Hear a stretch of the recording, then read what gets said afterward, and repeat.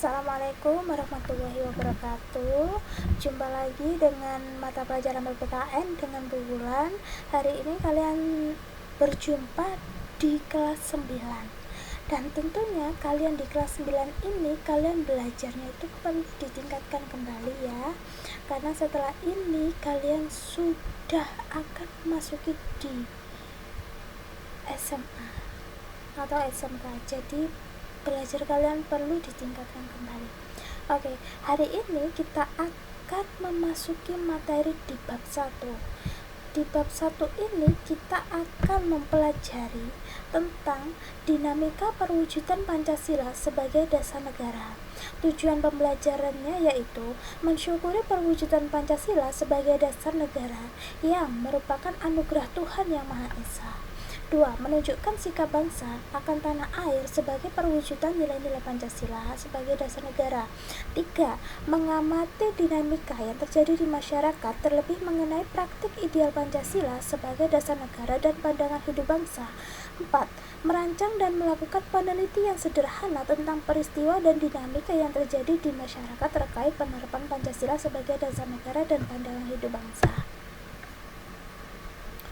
Bahasan awal kita yaitu penerapan Pancasila dari masa ke masa.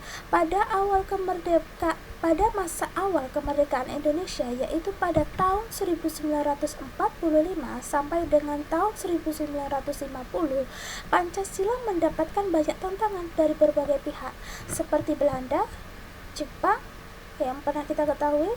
Bahkan dari masyarakat Indonesia itu sendiri ada yang ingin menggantikan Pancasila sebagai dasar negara.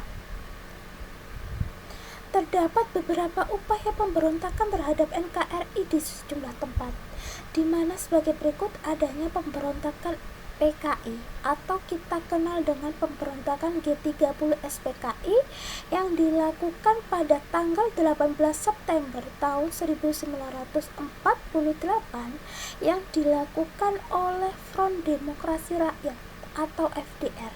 Kedua, pemberontakan DITII atau Tentara Indonesia Islam di Jawa Barat dan Jawa Tengah. Pemberontakan ini dipimpin oleh Sekar Maji Marijan Kartosuwiryo. 3. APRA, Angkatan Perang Ratu Adil, terjadi pada tanggal 23 Januari tahun 1950 yang dipimpin oleh Kolonel Sodikin Mayor Jenderal Engels dan Raymond Westerly. 4.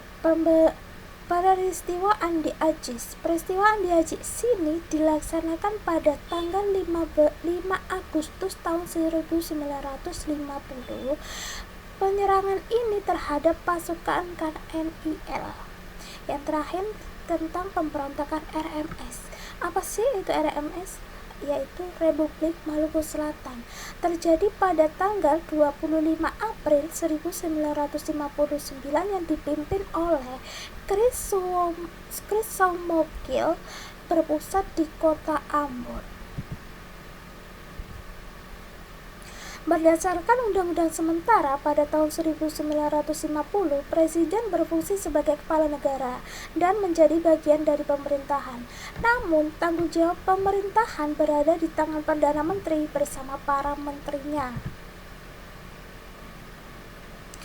Penerapan Pancasila pada periode 1950 sampai pada tahun 1959 cenderung diarahkan sebagai ideologi liberal.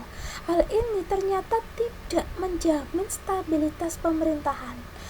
Sebelumnya ideologi liberal itu dapat mencita-citakan suatu masyarakat yang bebas yang dapat dicirikan oleh kebebasan berpikir bagi para individu. Jadi, kalau kalian di lingkungan SMP 10 November, jadi berpikir kalian tuh secara individu ketika kalian melaksanakan ulangan harian. Jadi, di sini penerapannya hal ini ternyata tidak menjamin stabilitas pemerintahan. Jadi kecenderungannya kalau kalian diterapkan di dalam lingkungan sekolah, hal ini tidak menjamin stabilitas pemerintahan, yaitu tergantung pada hasil akhir kalian. Terlaksananya suatu pemilihan umum yang pertama Indonesia yaitu pada tanggal 29 September tahun 1955 yang terpilih menjadi 272 wakil rakyat sebagai anggota DPR. Pemilu ini juga berhasil memilih anggota-anggota lembaga konstituante yang berjumlah 550 orang. Pada tahun 1950 sampai 1959 muncullah sejumlah pemberontakan lagi yang bertujuan untuk melepaskan diri dari NKRI, yaitu sebagai berikut. 1. Adanya pemberontakan di ITI di Sulawesi Selatan, Kalimantan Selatan, dan Aceh. Jadi bedanya, kalau yang tadi berada di Jawa Barat dan Jawa Tengah, sedangkan di sini pada tahun 1950 sampai 1958 yang bertujuan untuk melepaskan diri dari NKRI itu berada di Sulawesi Selatan dan Kalimantan Selatan dan Aceh. Yang kedua, tentang pemberontakan PRRI. Yang ketiga, tentang pemberontakan Permesta. Sebagian pihak menyebut pada masa 1959 hingga 1966 sebagai periode demokrasi terpimpin, di mana pada masa ini demokrasi dianggap tidak berada pada kekuasaan rakyat, sebagaimana diamanatkan nilai-nilai Pancasila, namun cenderung berada pada kekuasaan pribadi presiden. Terjadinya suatu peristiwa pemberontakan PKI atau G30 SPKI pada tanggal 30 September tahun 1965, PKI berusaha merebut kekuasaan disertai pembunuhan 6 perwira tinggi dan seorang ajudan Jenderal Ahmad Khalid Nasution.